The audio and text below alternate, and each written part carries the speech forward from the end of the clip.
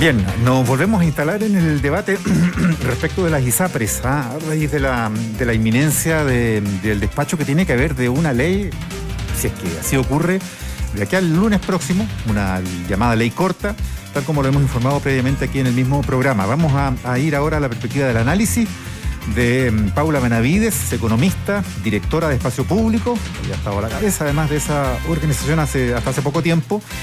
Integró en su minuto el comité experto para la ley de ISAPRE, una experta además en temas previsionales, en fin, ha estado en comisiones e instancias de discusión de reformas anteriores en estos años. Sí, la saludamos hasta ahora aquí en ADN Hoy. Paula, ¿qué tal? Buenos días. Hola Paula, buen día. Buenos días, Mauricio, Paula, y muchas gracias por la invitación. Al contrario, muchas gracias por compartir ahora un análisis que a ver si nos ilumina respecto de lo que planteamos aquí con harta inquietud de cómo está marchando la discusión de la ley corta, porque en una de esas parece que fuera a salir, si es que sale el lunes, como se está previendo, no con una solución que suponga necesariamente la devolución de los cobros indebidos de la ISAPRE a sus afiliados, así, hasta ahí, sino que a un costo que van a tener que asumir también los afiliados a través, por ejemplo, de las alzas de planes. Primero, una visión general de cómo ven ustedes y cómo ves tú que estamos llegando a este punto, cuando quedan pocos días para que tenga que empezar a cumplirse el fallo de la Suprema, y aún pasado ese plazo, recién el lunes estén las dos salas del Congreso votando esta ley corta. Esa coyuntura, en primer lugar, ¿cómo la analizas? Bueno, quizás voy a partir por valorar lo positivo de lo que ocurrió ayer, que es que en la comisión mixta se logró un acuerdo amplio, que ahora, como tú bien dices, tiene que ser ratificado este lunes recién en las salas del Senado y la Cámara, porque para mí el peor escenario es que no haya ley corta. En ese caso, los riesgos, ¿verdad?, de una crisis sistémica son muy reales. Ahora, respecto de los acuerdos a los que se llegó ayer en la comisión mixta, sin duda que mejoran las condiciones para dar cumplimiento a los fallos de la Corte, junto con resguardar la sostenibilidad financiera del sistema. Mi impresión es que con esos acuerdos se evita un colapso sistémico, es decir, no nos quedamos con un marco regulatorio que por definición prácticamente haga inviable el sistema. De todas maneras, en esta primera mirada general, me parece que es un equilibrio efectivamente que es precario, porque el elevado monto de la deuda al que se llega, respecto a lo que no hubo más acuerdos, va a significar reajuste en los planes para las mismas personas, lo cual también puede ir acentuando la migración de cotizantes a FONASA que ya hemos visto de manera significativa en los últimos 2 años. Entonces, yo valoro que efectivamente es un marco que evita un colapso sistémico, que esa es la principal tarea, que permite que se implementen los fallos, que se empiece a aplicar la tabla única de factores, que para mujeres, etcétera, adultos mayores ya disminuyan estos cobros en exceso, que no tengamos discriminación por sexo, pero creo que la forma en que se ha tramitado la ley corta es muy sintomática de la crisis que tenemos en nuestro sistema político. Pero entonces no es incorrecto leerlo como que esa solución, si es que así se implementa, supone no un alivio para los afiliados, sino al contrario, un costo. O sea, ¿salva el sistema pero a costa de los afiliados? Bueno, yo creo que hay primero varias medidas que son positivas para los afiliados. Como decía recién, el hecho de que se terminen con los cobros en exceso, que se puede implementar la tabla única. También me parece importante que se haya generado acuerdo de ajustar los planes a la cotización del 7%, que es una cotización de seguridad social. Que en esta ley corta se generen mecanismos de pago que incentiven la contención de costos, tener un sistema más eficiente, entre otras cosas. Ahora, respecto de la viabilidad financiera del sistema, lo que se acordó ayer es que se mantuvo el cálculo de la deuda original, considerando el piso de 7% de cotización, se amplió el plazo de 10 a 13 años para la devolución, con 2 años para mayores de 80 y 5 para los mayores de 65, y también se incluyó una fórmula para poder acelerar el pago de esa deuda a solicitud del cotizante, pudiendo tener un pago único, pero ahí se descuenta con un interés que no puede superar la tasa máxima convencional. Ya, Paula, pero vamos por parte. Lo más global, el aumento del plazo a 13 años, eso apunta directamente al sistema, ¿no? Eso es como para que tengan las ISAPRES más tiempo para pagar la deuda. ¿Pero cambia realmente de 10 a 13 años la realidad para las ISAPRES? Mi impresión es que eso, combinado con esta posibilidad de pago acelerado con un descuento genera una situación más favorable para el pago por parte de la ISAPRES. Yeah. Y en paralelo, respecto de los flujos, que es la pregunta que me hacían, ¿se acuerda, verdad, esta prima extraordinaria por una vez que tiene un tope de 10% de alza y se modifica la fórmula de cálculo del ICSA, el índice de costos de salud, por 3 años, ¿verdad? Y lo que va a significar mayores reajustes de los planes, efectivamente. Entonces, es un equilibrio que es precario y que tiene complejidades. Pero quedémonos en esa última parte, porque hace un rato escuchábamos al senador socialista Juan Luis Castro, que de hecho vota en contra de esa indicación, y dice, las ISAPRES están muy contentas con esta norma. Y a mí me sorprende que las fuerzas del oficialismo se hallen de rodillas a dar este perdonazo que significa en la práctica una reajustabilidad de precios elevada con toda la excepcionalidad del 2024. Estamos hablando del ICSA, trasladada hasta fines del 2027 en iguales condiciones. O sea, son 4 años más de alzas de planes más altas para los usuarios. ¿Eso es así?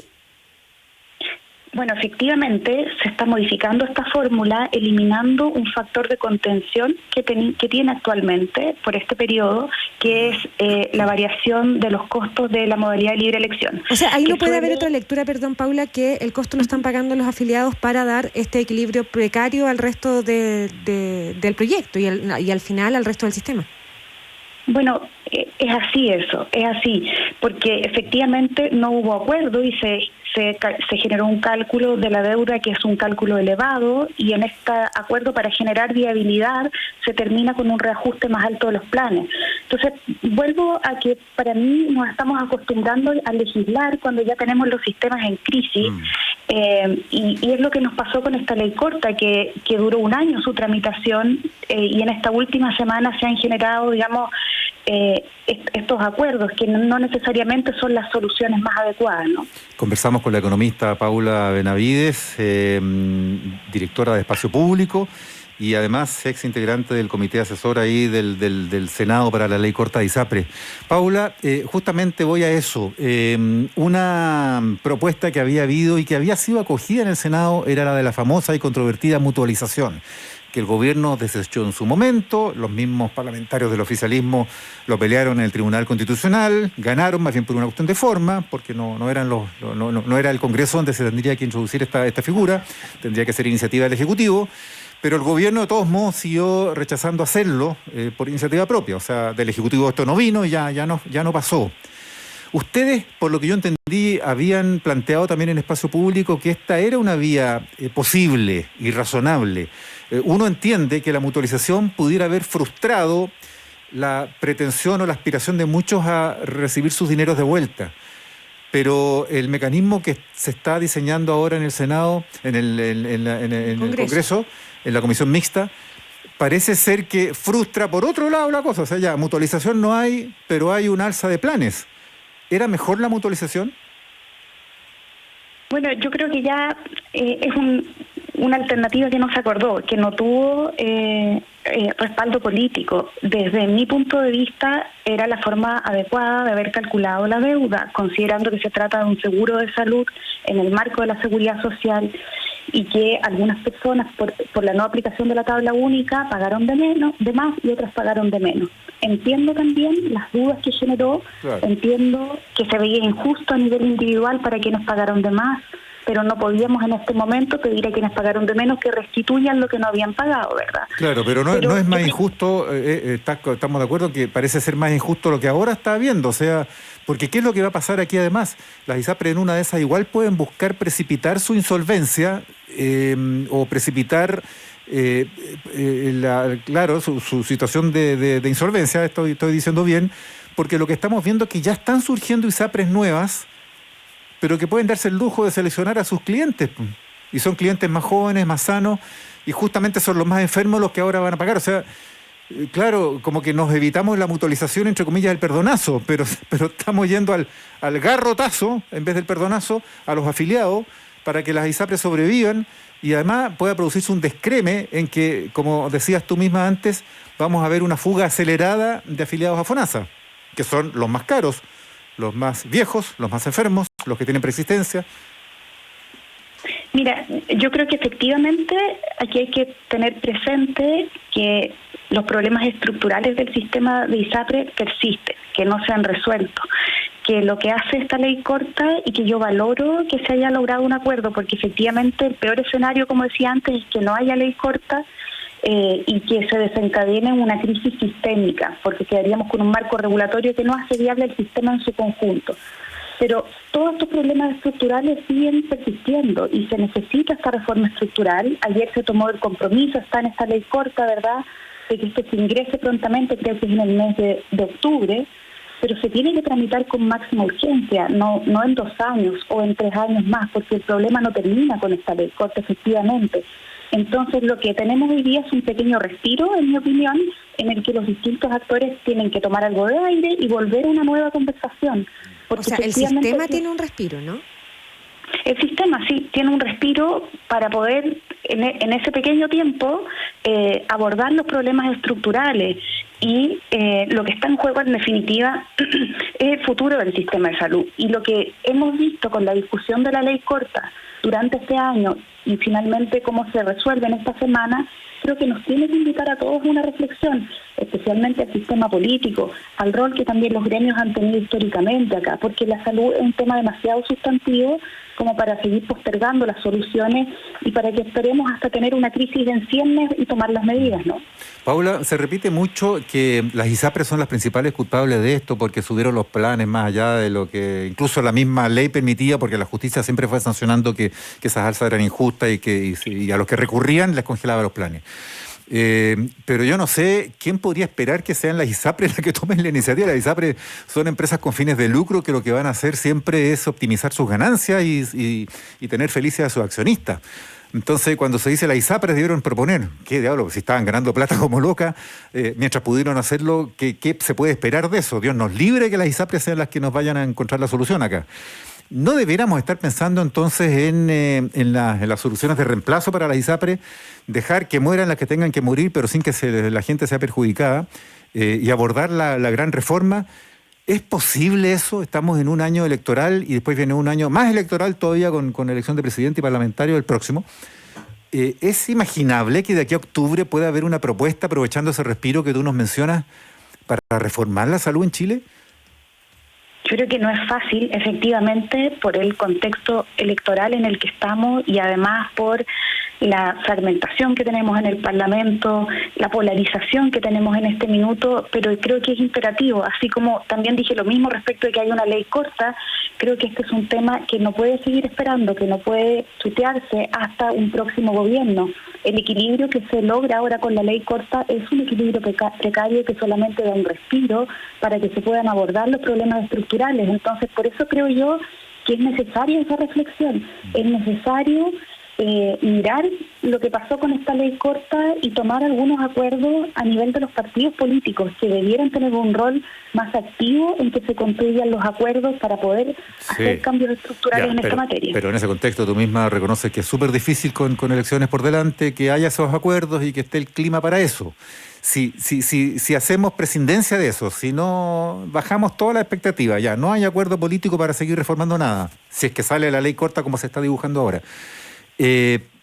¿Están las condiciones para que de facto se produzca una suerte de reforma o semi-reforma por la vía de que efectivamente se precipite la salida de gente de las ISAPRES, que se vaya a FONASA, vía los famosos seguros complementarios colectivos? ¿Está ese mercado? ¿Lo ven ustedes como factible? Porque aquí ha habido visiones distintas. El gobierno y la misma FONASA dice, sí, las mismas compañías de seguro tienen interés y se está ya dibujando ese mercado. De hecho, ya han surgido un montón de productos, ya hay ofertas a la gente para que se vaya a FONASA y tenga ese seguro complementario. O se quede en ISAPRE con un plan más barato, ya que van a subir tanto los planes, y tenga ese seguro complementario por otro lado, para mantener sobre todo el prestador. ¿Eso es real? ¿Hay oferta? ¿Hay interés en ese mercado? ¿Lo han podido atisbar ustedes o no? Bueno, respecto a esta modalidad de cobertura complementaria, es cierto que se legisla acá en la ley corta. Yo creo que todavía hay mucha incertidumbre respecto de eso, porque los detalles de esta modalidad tienen que definirse en sus bases de licitación. tiene que ocurrir ese proceso de licitación, tienen que haber oferentes que en esas condiciones quieran participar. Hay incertidumbre también respecto a cuáles van a ser los precios de esas primas, dependiendo del diseño también que se le dé. Mi impresión es que es una buena opción para los cotizantes de FONASA para poder complementar las prestaciones que tienen, pero respecto de la que hay mucha incertidumbre aún en cuanto a su funcionamiento. Y por lo mismo, yo nunca la he visto como una solución a la crisis. En general, los cambios estructurales necesitan transiciones bien diseñadas. No pueden ocurrir de facto simplemente, ¿verdad? Y transitar hacia un cambio estructural es algo que toma, 5, 8 años en hacer una reforma estructural en salud, sino más. Entonces, por eso es tan importante que esto no se deje por inercia, de facto, sino que efectivamente se logren acuerdos para abordar los cambios estructurales. Ya, fundamental. Paula Benavides, economista, directora de Espacio Público, fue integrante del Comité de Expertos para la Ley Corta ISAPRES ahí en el Senado. Muchas gracias por haber compartido este análisis. Gracias, Paula. Muchas gracias a ustedes y buen día. Buen día. 8:35 minutos. 8:35 minutos. ADN.